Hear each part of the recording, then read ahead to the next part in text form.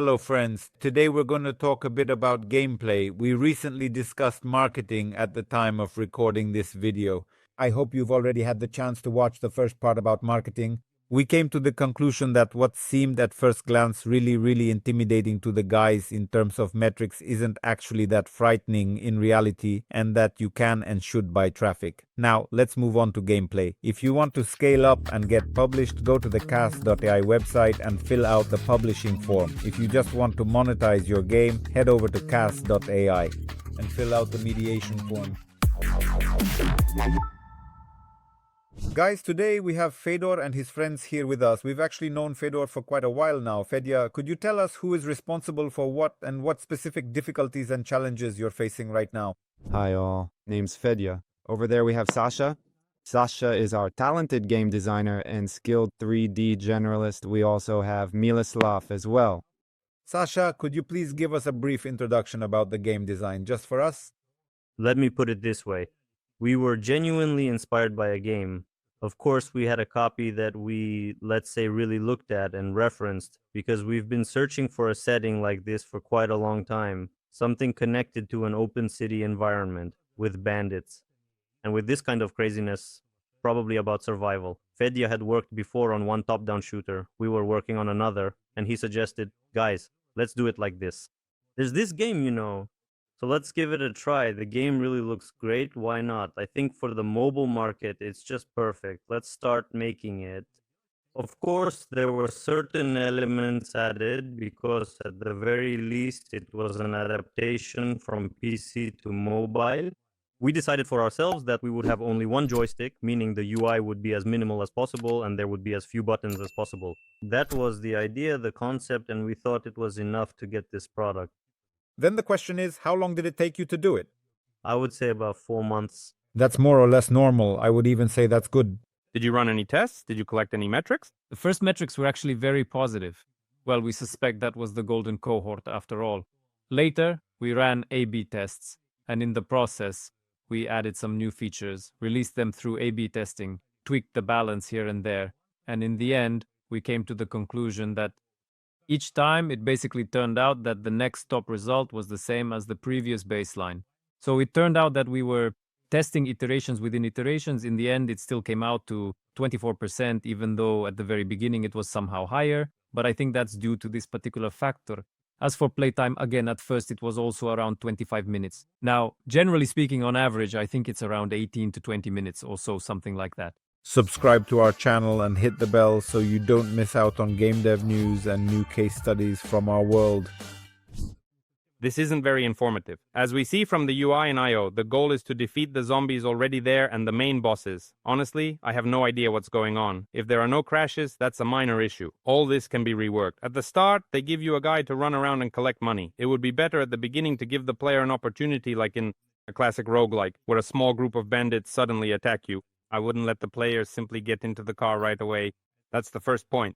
You start driving, and everything is clear here. There's a short-term goal, you drive. I really like the controls. Everything is very smooth and gentle. The turns, everything. I have no complaints here at all.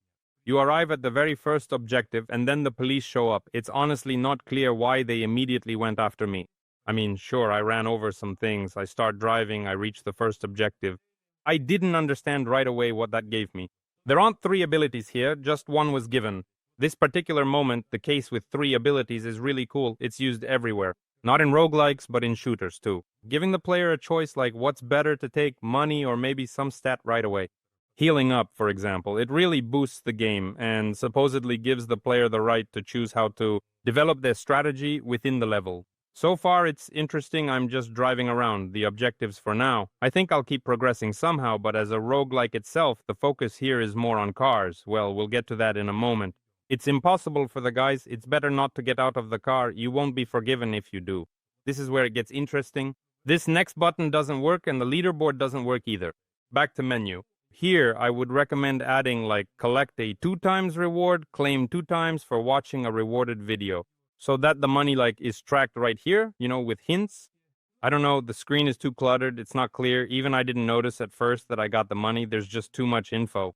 The raid also just kind of flew by, I didn't even have time to do anything. Here's what's interesting about roguelikes. Usually these upgrades are done through items. What exactly is missing in roguelikes?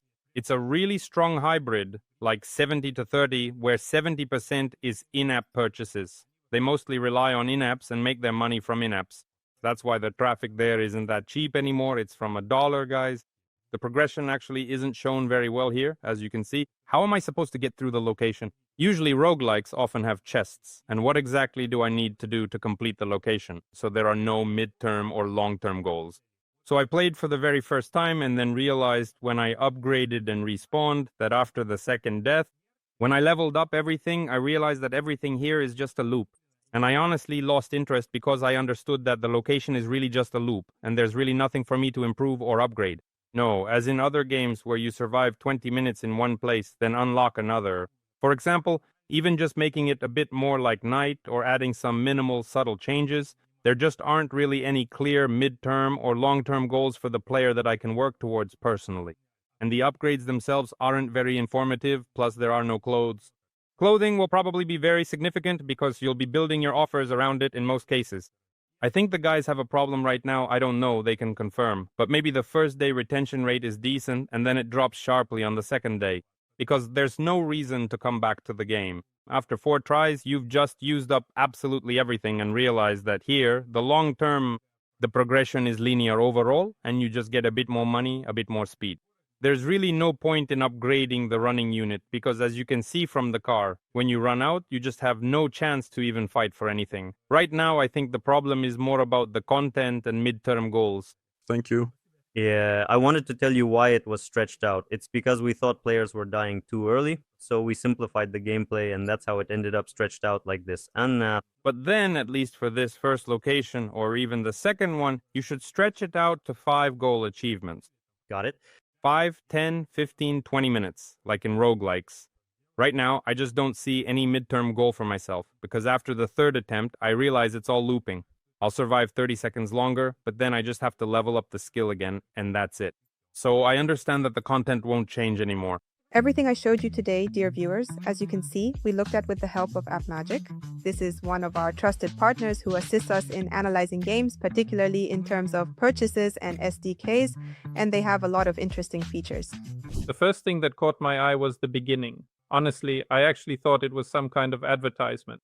For a couple of seconds, I didn't realize this button, since it's a solid color and not highlighted, was actually a button.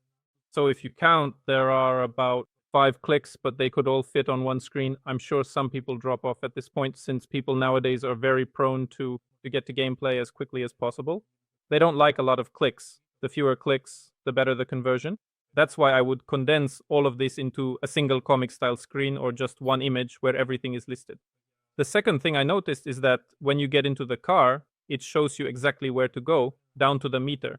I felt really, truly uncomfortable because I didn't fully understand my final destination. I kept crashing into buildings and it really got on my nerves. You just don't know where you're going. If those directions were at least a little bit longer or maybe a bit more detailed, I would have some idea of where I'm supposed to go, what my goal is.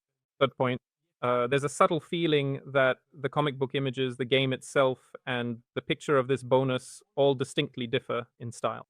This creates a slight sense of counterintuitiveness, a subtle feeling that things are not quite as they seem. Next point, I don't quite agree with the idea that the game is unforgiving when you die. There was a moment when I died, but I actually couldn't die completely. I was still running around, getting blown up, being shot at by a machine gun, but it looked really strange, partly because it felt like I was being shot at with everything possible and I just didn't care. When I was hit by a car, I exploded inside a car and I just couldn't die. Maybe that's actually a plus, but I also agree that, in fact, if all of this were divided into levels, shorter levels with clearer rewards, it might, be simpler somehow. In theory, I should have been dead a long time ago, but I wasn't. Also, there's this illogical part. It's not critical. Absolutely, like the fact that I can get into a police car while the officer is attacking me. And here's a real bug I found. I finally died for the first time. At that point, it could have let me watch an ad to keep living. I'm sure I would have wanted to do that. I had survived for quite a long time. I'm sure about 20% of players would be willing to watch an ad to keep going. But here's the bug I was talking about. I picked a certain number of stars. I'm already pressing next, but then I'm given a choice. Google Play or Get Apps. No matter what I press, even tapping outside the screen kicked me out and sent me not to the rating page, but just a random page. So at this point, I'm sure that some people just drop off and never come back. They simply close it and then they close the game too. Yeah, that's it. They're gone for good and they don't return. That's all I really wanted to say about this, just to make it clear. If you want to monetize your game quickly right away, with 15 ad networks, go to the Kaz.ea website. Simply fill out the form and we will help you with this as quickly as possible. Here as well, first of all, I want to say that I'd also really like to see a bit more variety and diversity in the different locations. Honestly, I don't know. Maybe after completing a certain level in the game, they unlock. If that's the case, perhaps at that point. At the very least, simply show the player that they exist and what needs to be done to unlock them. And if not, then it's really worth adding them. Also, I'd prefer to upgrade not just the perks given to us in the game, but rather my own stats or maybe the weapons you get. And I wanted to ask, are the perks the same for all characters? If not, then perhaps you could consider creating some unique perks or abilities that are specifically tailored, for example, to Dead Moros or separately designed for the Joker character. At the beginning, after I had finished the tutorial, all I really understood was how the player interacts with the game. Basically, you just run around, hit someone, kick someone, and that's it. Nothing else of significance really happens beyond that point. Yes, you can get in and out of a car, but honestly, that's pretty much it. The whole gameplay is really built around that concept. You run around, you kick people, and you drive a car, and that's basically all there is to do in the game. If the police surround you, they just push you back and forth, and you can't even fight them off or get out of the situation. So it would be nice to have some kind of special ability or skill that lets you get out somehow, specifically to escape from that crowd, especially when the police start to surround you. It's a bit tough for the player during the initial levels of getting to know the game. So, for example, I also looked at some references, but it's more like an arcade idle game. Still, you can take some ideas from it too. And it's also similar to this game in that there's a police chase as well. There are battles with gangs. By the way, they also have a boss here. It's worth taking a closer look. Maybe also after reaching a certain number of stars in the game, you could introduce a boss, specifically a high-ranking police officer whom you have to fight and who will actively chase after you. Maybe the game doesn't have a huge player base at the moment, but there are definitely some interesting and unique gameplay elements that are worth borrowing from it. These three little hearts here, they don't really inspire confidence, especially on the play button. Under the number 1, I think it even shows a minus sign, or maybe the elements are overlapping each other there. It doesn't look great. Personally, I would just make a special animation when the player presses the play button, like a heart here with -1, and then start the game, because as it is now, the hearts on the play button aren't very informative. Also, the text on the tasks here, it looks like the localization keys didn't go through, so there are underscores showing. But in this task, everything's fine. As for the perks, overall, I'd like to immediately understand what each specific perk does. That is, it's not immediately clear which perk is selected, for which the description is written below. So I have to click on each one, then read what's written under each to understand what it does, and figure out which one is better to choose. On the right, just as an example, there are icons with perks and their descriptions showing what they do.